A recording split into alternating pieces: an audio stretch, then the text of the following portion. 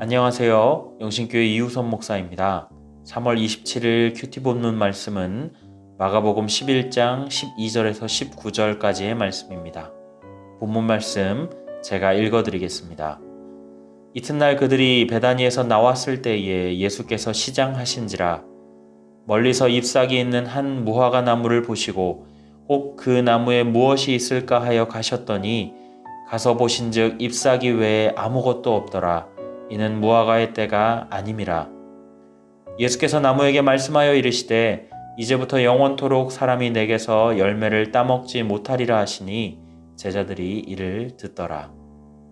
그들이 예루살렘에 들어가니라. 예수께서 성전에 들어가사 성전 안에서 매매하는 자들을 내쫓으시며 돈 바꾸는 자들의 상과 비둘기 파는 자들의 의자를 둘러 엎으시며 아무나 물건을 가지고 성전 안으로 지나다님을 허락하지 아니하시고 이에 가르쳐 이르시되 기록된 바 내 집은 만민이 기도하는 집이라 칭함을 받으리라고 하지 아니하였느냐. 너희는 강도의 소굴을 만들었도다 하시매 대제사장들과 서기관들이 듣고 예수를 어떻게 죽일까 하고 꾀하니 이는 무리가 다 그의 교훈을 놀랍게 여김으로 그를 두려워함일러라. 그리고 날이 저물매 그들이 성 밖으로 나가더라. 아멘. 오늘 말씀에는 두 가지 에피소드가 나옵니다. 첫 번째는 열매 없는 무화과 나무를 저주하신 것이고 두 번째는 성전을 척결하신 것이죠. 무화과 나무에 대한 이야기를 읽을 때에 많은 사람들이 예수님께서 무화과의 때가 아님에도 불구하고 열매가 없다라고 저주하셨다고 생각을 합니다. 그리고 이 처사를 두고 너무 감정적이었다라고도 이야기를 하죠. 그러나 예수님께서는 열매가 없다고 분노하신 것도 아니고 그것 때문에 저주하신 것도 아닙니다. 일반적으로 우리가 추정을 할 때 이때가 4월인데요. 무화과는 5월에 열리거든요. 열매가 없는 것은 너무나도 당연한 상황이었다는 것이죠. 예수님께서는 열매를 찾으러 가신 것이 아니라 무화과에 열매를 맺을 준비가 되어 있는 싹을 찾으셨다는 거죠. 무화과는 3년에 한 번 열매를 맺습니다. 그런데 이 싹이 없게 되면 그 해에는 열매를 맺지 못한다는 거예요. 예수님은 저주를 하신 것이 아니라 당연한 사실로 그 무화과가 싹이 없기 때문에 열매가 맺지 못할 것이다 라고 사실을 말씀하신 것이고 또한 한 가지 의도가 더 있다면 제자들에게 들으라고 하신 말이기도 합니다. 잎사귀가 무성하여 열매가 있을 것 같았지만 막상 가보면 열매가 없는 모습이 지금 이스라엘의 모습이라고 하는 사실을 비유로 가르치셨던 거죠. 이 에피소드가 나온 이후에 성전을 더럽히고 있는 그 장사꾼들을 내어 쫓으시는 장면들이 나오는데 사실 전혀 상관이 없는 에피소드와 같지만 이건 역시 앞의 에피소드와 일맥상통합니다.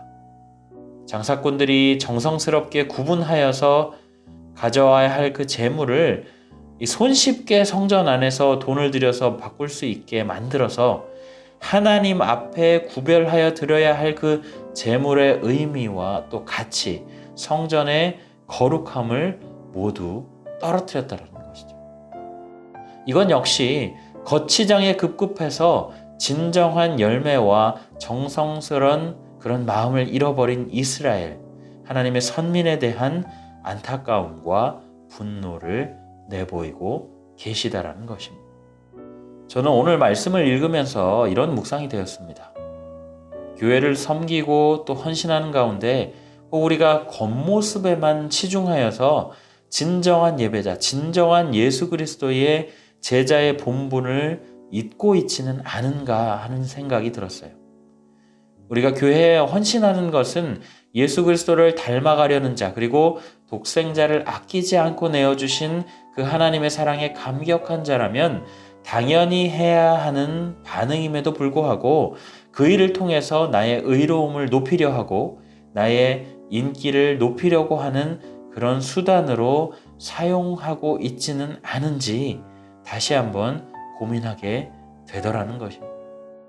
그리고 겉으로는 화려할지 모르지만 정작 내면의 성령의 열매가 없는 그런 모습들을 경계하고 또 하나님 앞에서 거룩으로 속을 꽉 채운 믿음의 사람이 되는 것이 모든 믿는 자들의 목표가 되어야 한다라고 하는 그런 묵상을 해 보았습니다. 저는 오늘 묵상한 것들을 여러분들과 함께 나누었는데요. 우리가 이 시간에 말씀을 놓고 함께 기도하실 때에 하나님, 우리가 외면에 취해서 중심을 보시는 하나님의 마음을 잊고 살았습니다. 주님, 우리가 이 시간 주님 앞에 회개하고 돌이키오니 주님이 주시는 그 거룩으로 우리의 내면을 가득 채우게 하옵소서. 그런 믿음의 사람 되게 하옵소서. 함께 기도하시고 오늘 하루도 그런 기도 제목, 그런 목표를 가지고 살아가시는 하루 되시기를 바랍니다.